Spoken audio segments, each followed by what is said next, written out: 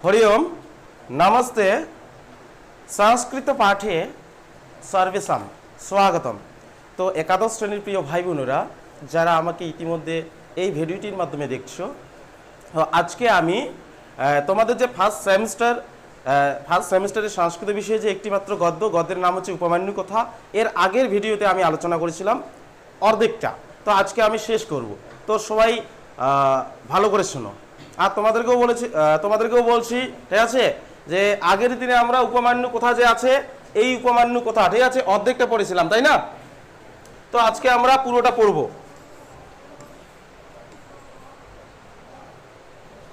আচ্ছা, পড়ার আগে, ঠিক আছে, পাঠস্য প্রারম্ভে সর্বে উচ্চৈ বদন্তু হরি ওম, পুনঃপি বদন্তু হরি ওম। তো এবারে দেখো, মূল পাঠ হচ্ছে 6 নম্বর, ঠিক আছে। এখানে কি দেওয়া আছে?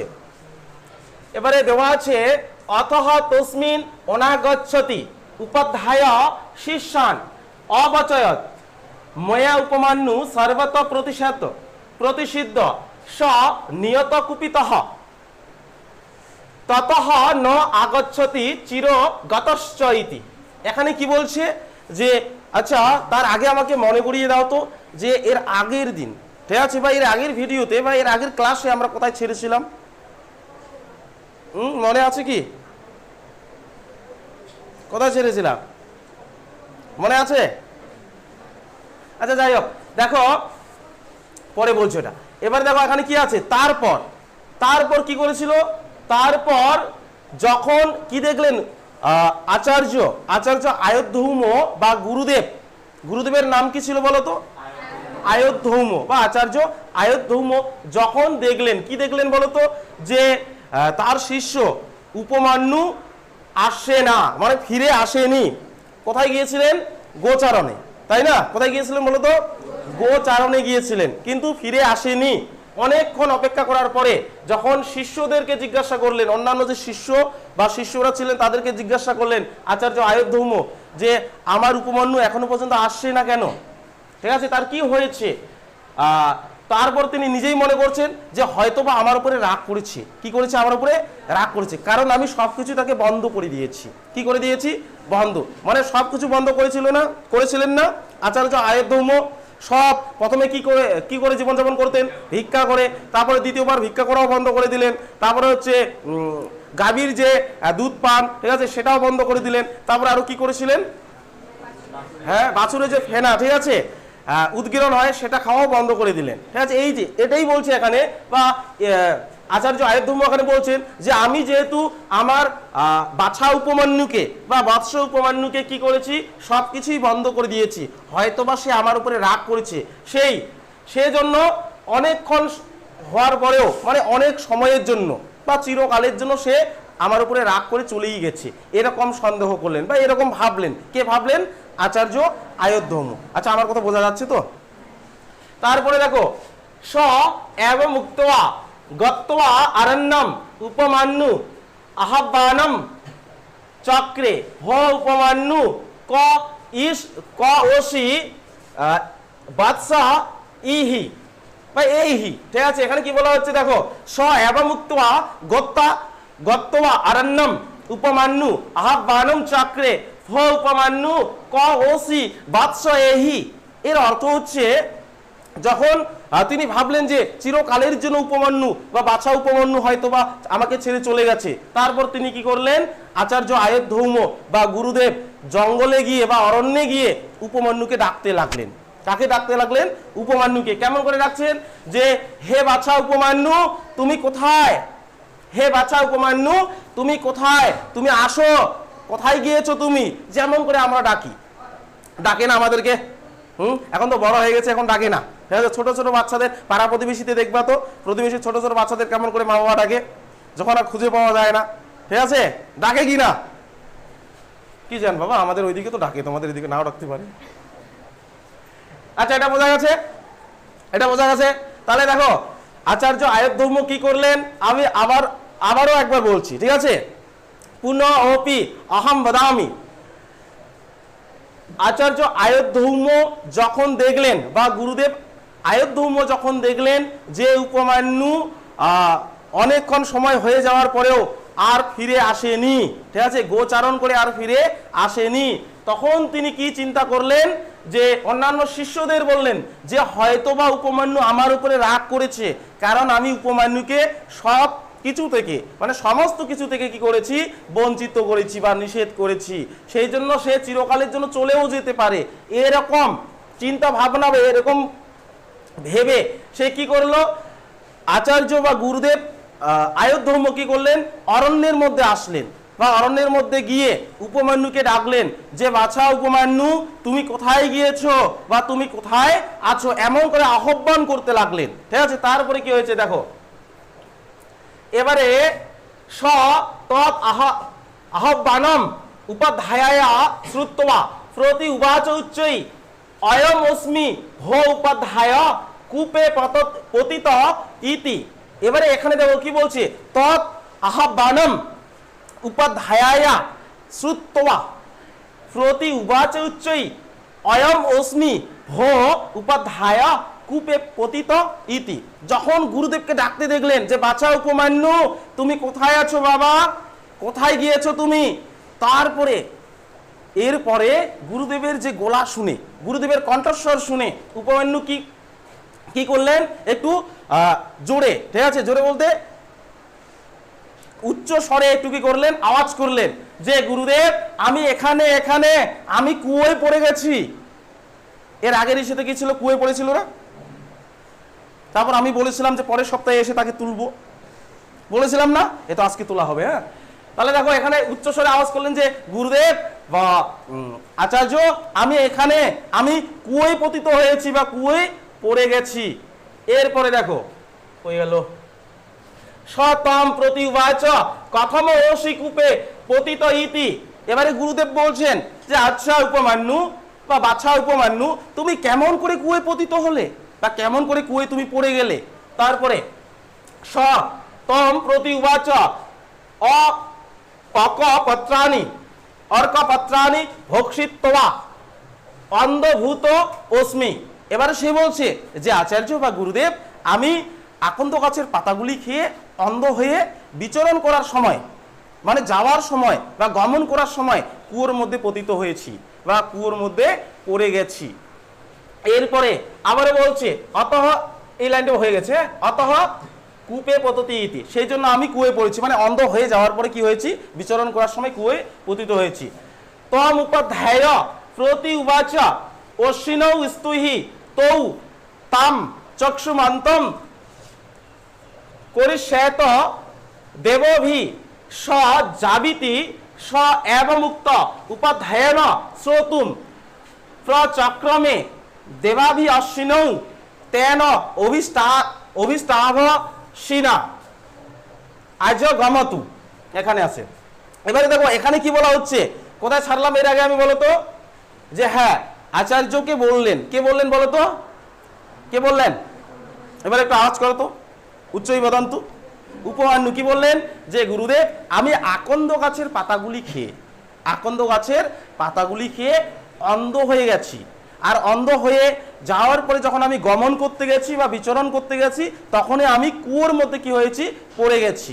এরপরে এ কথা শোনার পরে গুরুদেব বা আচার্য আয়োধ্যৌম্য উপমান্যুকে কি বললেন যে বাছা উপমান্যু তুমি একটা কাজ করো, তুমি অশ্নি কুমার দয়কে আহ্বান করো বা অশ্নি কুমার দয়কে প্রার্থনা করো। কি বললাম বলো তো, অশ্নি কুমার দয়, মনে রাখবে, খুব গুরুত্বপূর্ণ, বুনু গালে হাত দিয়েছি, অশ্নি কুমার দয়, ঠিক আছে, মনে রাখবে, আমি লিখে দিচ্ছি, ঠিক আছে, এটা খুব গুরুত্বপূর্ণ কিন্তু।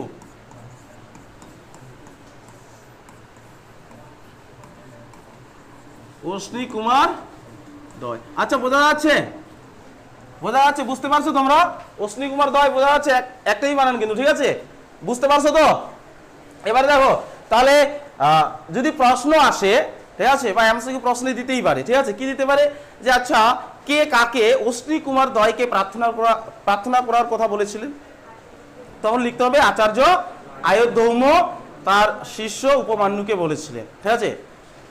কেন বলেছিলেন বলো তো, এবারে জানবো আমরা। হ্যাঁ, তাহলে দেখো এবারে যখন গুরুদেব বা আচার্য আয়োধ্যৌম্য বললেন কি বললেন যে হে বাছা উপমান্যু তুমি একটা কাজ করো, যে তুমি অশ্নি কুমার দ্বয়কে কি করো, প্রার্থনা করো।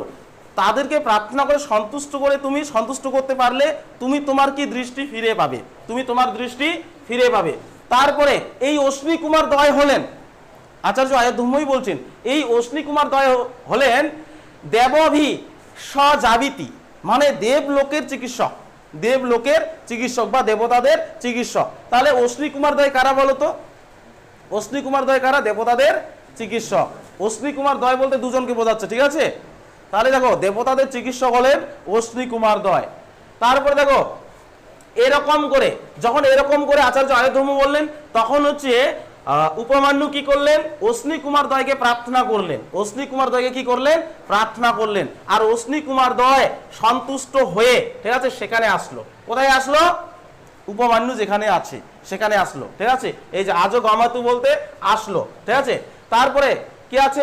আহতু চ এনম প্রীতৌ স এ স তে অপুপ অসান এনম ইতি, অসান এনম ইতি।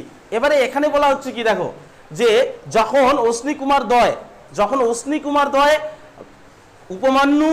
উপমান্যুর কাছে এলেন, তখন অশ্নি কুমার দ্বয় এসে বলছে যে আচ্ছা বাছা উপমান্যু বা বৎস উপমান্যু, আমরা খুবই খুশি হয়েছি, আমরা খুশি হয়েছি, প্রার্থনা যে করেছি, ঠিক আছে, সেই প্রার্থনা কি হয়েছে? খুশি হয়েছে। এবারে তারপর বলছে এই নাও তোমার পিষ্টক, এই নাও তোমার পিষ্টক। একটা নতুন শব্দ পাইলাম, তাই না? পিষ্টক খুব গুরুত্বপূর্ণ কিন্তু। এই নাও তোমার পিষ্টক, এটি তুমি ভক্ষণ করো বা এটি তুমি খাও, ঠিক আছে? পিষ্টক মানে কি?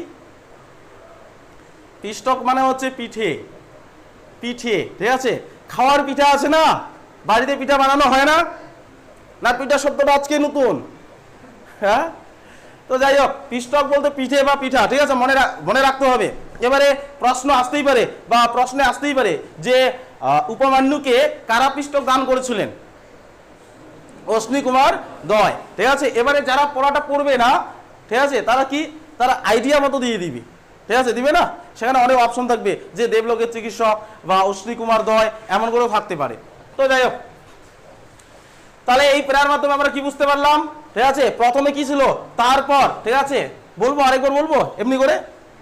এই প্রেয়ার মাধ্যমে আমরা পাইলাম যে তারপর, ঠিক আছে,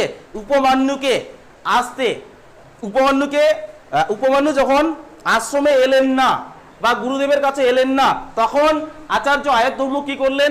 অন্যান্য শিষ্যদেরকে বললেন যে উপমান্যু হয়তোবা আমার উপরে রাগ করেছে বা ক্রোধিত হয়েছে, কারণ উপমান্যুকে আমি কি করেছি? সমস্ত কিছু থেকে বঞ্চিত করেছি বা নিষেধ করে দিয়েছি। এরকম চিন্তা ভাবনা করে আবার ভাবছেন আচার্য আয়ুর্ধর্ম হয়তোবা সে চিরকালের জন্য চলে গেছে, এরকমও চিন্তা ভাবনা করছেন। তারপরে এরকম চিন্তা ভাবনা করে আচার্য আয়ুর্ধর্ম কোথায় আসলেন? অরণ্যের মধ্যে গেলেন, ঠিক আছে? অরণ্যের মধ্যে গিয়ে উপমান্যুকে ডাকলেন, বাদশাহ উপমান্যু তুমি কোথায় গিয়েছো? এবারে আচার্য বা গুরুদেবের এই কণ্ঠস্বর বা গলা শুনে উপমান্যু কি করলেন? কুয়ো থেকে জোরে মানে উচ্চ শব্দে, ঠিক আছে, বা উচ্চ স্বরে কি করলেন? আওয়াজ করলেন যে গুরুদেব আমি এখানে, আমি কুয়োয় কি হয়েছি? পতিত হয়েছি বা পড়ে গিয়েছি। তারপরে গুরুদেব আবার জিজ্ঞাসা করেন কি যে আচ্ছা বাছা উপমান্যু তুমি কেমন করে কুয়োয় পতিত হলে? তখন কি করে উপমান্যু আবার বললেন যে আমি আকন্দ গাছের পাতাগুলি খেয়ে অন্ধ হয়ে গিয়েছি, আর অন্ধ হওয়ার পরে বিচরণ করার সময় বা গমন করার সময় আমি কুয়োর মধ্যে পতিত হয়েছি। এরপরে গুরুদেব আচার্য আয়ুর্ধর্ম বললেন যে বাছা উপমান্যু তুমি একটা কাজ করো, তুমি অশ্নি কুমার দ্বয়কে প্রার্থনা করো। এই অশ্নি কুমার দ্বয় হলেন দেবতাদের চিকিৎসক বা দেবলোকের চিকিৎসক, তাদেরকে তুমি সন্তুষ্ট করতে পারলে তারা এসে তোমাদের দৃষ্টি ফিরিয়ে দিবে। এরপর থেকে কি করলেন? উপমান্যু অশ্নি কুমার দ্বয়ে প্রার্থনা করলেন, আর অশ্নি কুমার দ্বয়কে সন্তুষ্ট করে অশ্নি কুমার দ্বয় কি সেখানে আসলেন, ঠিক আছে? এসে বললেন যে বৎস উপমান্যু আমরা খুবই খুশি হয়েছি, এই নাও তোমার পিষ্টক, এটি তুমি ভক্ষণ করো। এই পর্যন্ত ছিল, তাই না? আচ্ছা বুঝতে পারছো তো?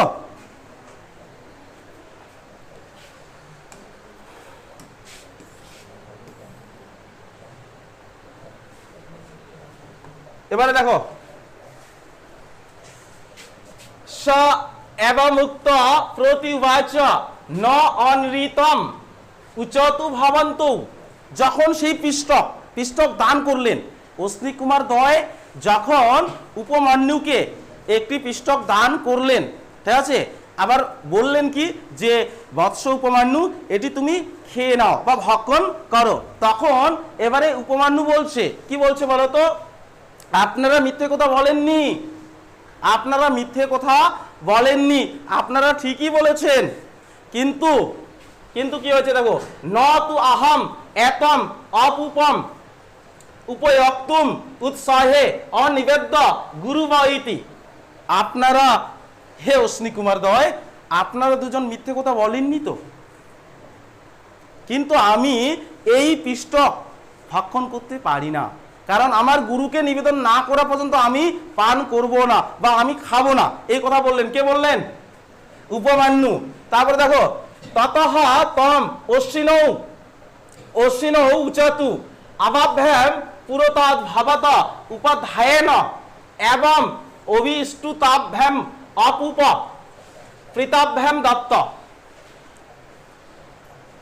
তারপরে দেখো, উপযুক্তুচ্চ স তেন অনিবেদ্য গুরুবে তম অপি তথা এব পুরুষঃ যথা কৃতম উপাধ্যায়েন ইতি।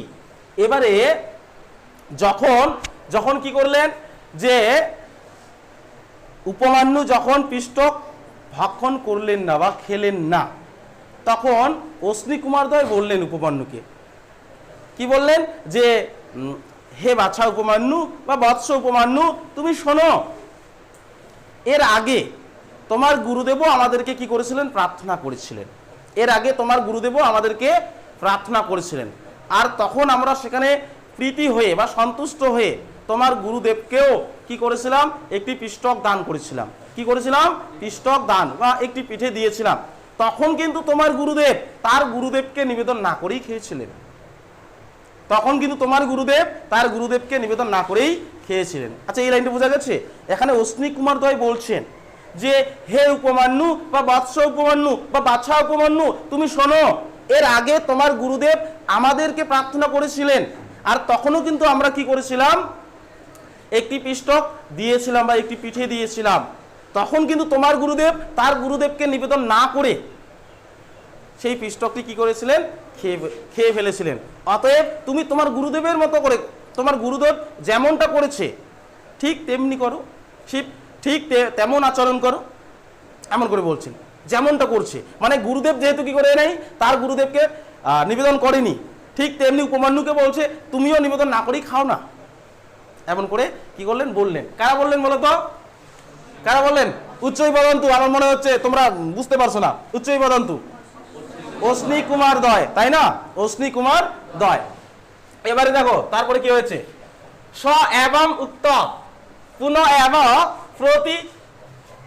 প্রতি উবাচতৌ প্রাত্যনুনয়ে ভবন্ত অশ্বিনৌ ন উৎসাহে আহম অনিবেদ্য উপাধ্যায়ায় উপয়ক্তুম ইতি।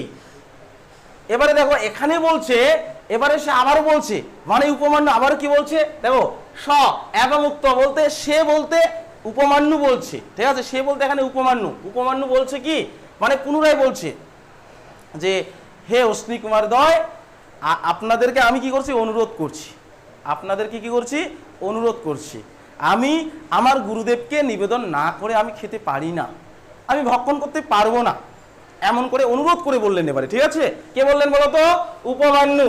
তারপরে দেখো, তম অশ্বিনৌ এব আহতু প্রীতৌ স্বস্ত আনয়া গুরুবৃত্তা উপাধ্যায়স্য তে কার্ষণয় অসা দন্তা, সে তে কার্ষণয় অসা দন্তা ভাবত হিরণ্যময় ভবিষ্যতি চক্ষুমঞ্চ ভবিষ্যাসি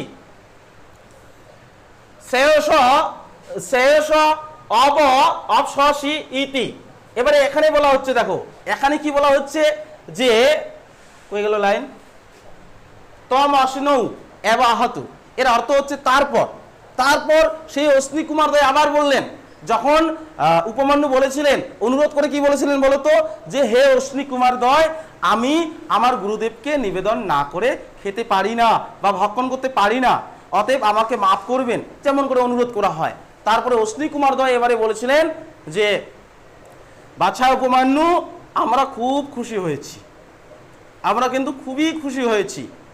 কেন বলো তো বাছা উপমান্যু? কারণ তোমার এই গুরু ভক্তি দেখে, তোমার এই গুরু ভক্তি দেখে। তাহলে দেখো এখানে গুরু ভক্তি কিন্তু, ঠিক আছে, গুরুদেবের প্রতি এতটা শ্রদ্ধা সম্মান, ঠিক আছে, নিবেদন না করে খাবি না। তারপরে কি বলছে, আমরা আশীর্বাদ করছি তোমার যে গুরুদেবের দাঁত বা দন্ত, তোমার গুরুদেবের যে দন্ত বা দাঁত সেটা হচ্ছে লোহার মতো বা কৃষ্ণ বর্ণের হবে। কি বর্ণের হবে? কৃষ্ণ বর্ণের, মানে কালো বর্ণের হবে। তোমার গুরুদেবের দন্ত কি হবে? কোন বর্ণের? কৃষ্ণ বর্ণের বা কালো বর্ণের হবে। আর তোমার যে দন্ত বা তোমার যে দাঁত সেগুলি হচ্ছে সোনার মতো হবে। কিসের মতো? সোনার মতো। কে আশীর্বাদ করলেন বলো তো? অশ্বিনী কুমার দয়।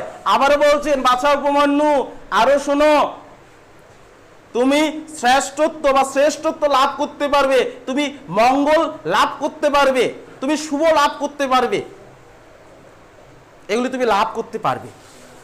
কারণ তোমার অপার গুরু ভক্তি, তোমার গুরু ভক্তির কোনো তুলনা নেই, অতুলনীয় গুরু ভক্তি তোমার, এতে আমরা খুবই খুশি হয়েছি। এমন করে বললেন। কে বললেন? অশ্বিনী কুমার দয়।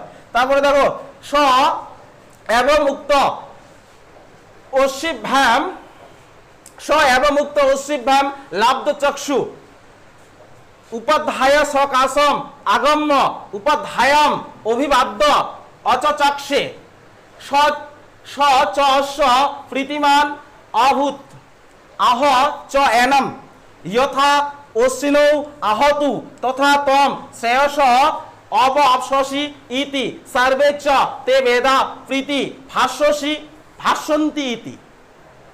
এবারে এখানে বলা হচ্ছে কি বলতো, যে তারপরে হচ্ছে উপমান্যু দৃষ্টি ফিরে পেয়েছিলেন। কি ফিরে পেয়েছিলেন? দৃষ্টি ফিরে পেয়েছিলেন, মানে চোখ ঠিক হয়ে গিয়েছিল।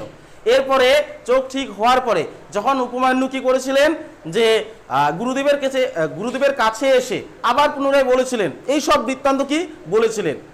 কোন বৃত্তান্তের কথা বলছি বলতো? কোন বৃত্তান্তের কথা এখানে বলা হচ্ছে? এই যে অশ্বিনী কুমার দয় কি প্রার্থনা শুনে এসেছিলেন, ঠিক আছে, এবার একটু পিষ্টক দিয়েছিলেন, তারপরে তিনি খাননি, ঠিক আছে, বা ভক্ষণ করেনি, তারপরে কি করেছে? দৃষ্টি ফিরিয়ে দিয়েছে। কারা বলতো? অশ্বিনী কুমার দয়। এমনকি আশীর্বাদ করেছে কি শ্রেষ্ঠত্ব লাভ করতে পারবে, মঙ্গল হবে, শুভ হবে, ঠিক আছে, তার অনেক কীর্তি হবে, ঠিক আছে, এসব গুরুদেবের কাছে গিয়ে প্রকাশ করলেন। কে প্রকাশ করলেন বলতো? উপমান্যু। তারপরে গুরুদেব বলছে যে হ্যাঁ, আমিও খুশি হয়েছি, আমিও খুশি হয়েছি।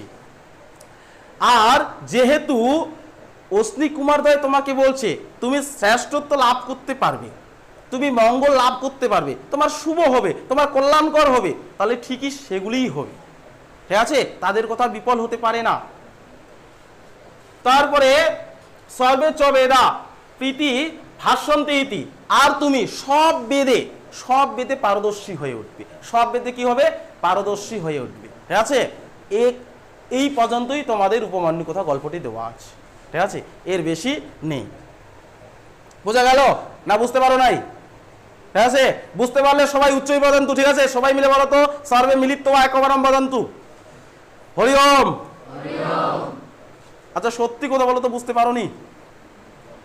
আরে বাবা বলো, ক্যামেরা চলছে, শুরুঙ্গা সবাই বলো, বুঝতে পারো নি? তার মানে পারো নি। তো প্রিয় ভাই বোনেরা, যারা আমাকে এই ভিডিওটির মাধ্যমে দেখছো বা দেখলে, তো আমার ভিডিওটি যদি বুঝতে পারো বা আমার ভিডিওটি দেখে যদি একটু উপকৃত হও, তাহলে অবশ্যই কমেন্ট বক্সে হরিওম লিখে সেন্ড করবে। আর হ্যাঁ, দেখা হচ্ছে অন্য একটি ভিডিওতে। ততক্ষণ সবাই ভালো থেকো, সুস্থ থেকো, আর সবাই মিলে বলো পুনঃমিলন হয়নি, ছাড়বো না, ভালো মতো না বলে ছাড়বই না আমি। সর্বে মিলিত্বা একবারম বদন্তু পুনঃমিলন। আর প্রিয় ভাই বোনেরা, তোমাদেরকেও পুনঃমিলন। দেখা হবে অন্য একটি ভিডিওতে। ধন্যবাদ।